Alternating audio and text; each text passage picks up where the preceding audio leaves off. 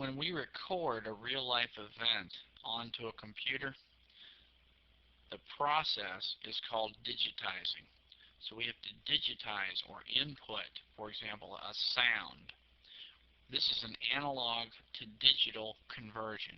Analog being real life and digital is the language of the computer. Then we store the digital data in a compressed data file. And then finally we reproduce or synthesize the sound, which is a digital to analog conversion. So let's look at digitizing first. Digitizing is done by a method called pulse code modulation, PCM. This involves a component called an analog to digital converter. The component's also called a digital to analog converter. So you may hear either term. The sample size refers to the number of samples taken when converting a signal from analog to digital. And it's also a measure of the amount of storage allocated to a single measurement of a single sample. In other words, we can have a number of samples, and then each sample can be a certain size. The more samples that we have, probably the smaller each sample will be. There are two methods by which we can accomplish this conversion. FM, or frequency modulation synthesis, creates a sound by artificially creating a wave similar to the sound wave produced by an instrument. The sound is reproduced by making a mathematical approximation of the musical sound wave. Then wavetable synthesis produces a sound by using a sample recording of the real instrument.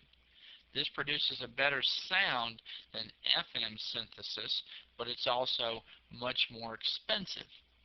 Once we have the sound, there are two ways that we can store the sound. MIDI, which stands for Musical Instrument Digital Interface, dictate a specific number of sound samples and quality.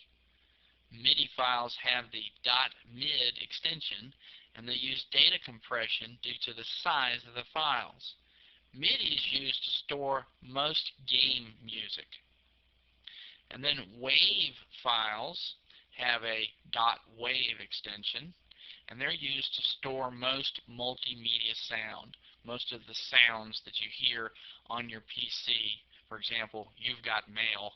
It's a type of WAV file.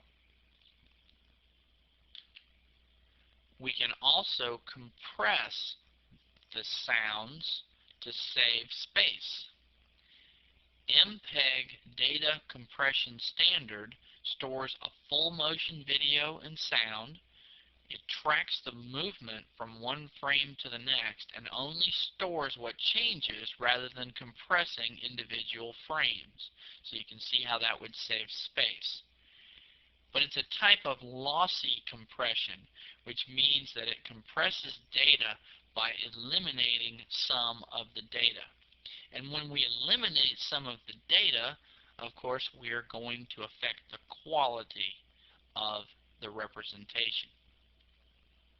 So there are many different MPEG standards that are used, and we'll talk about MPEG standards in our next section.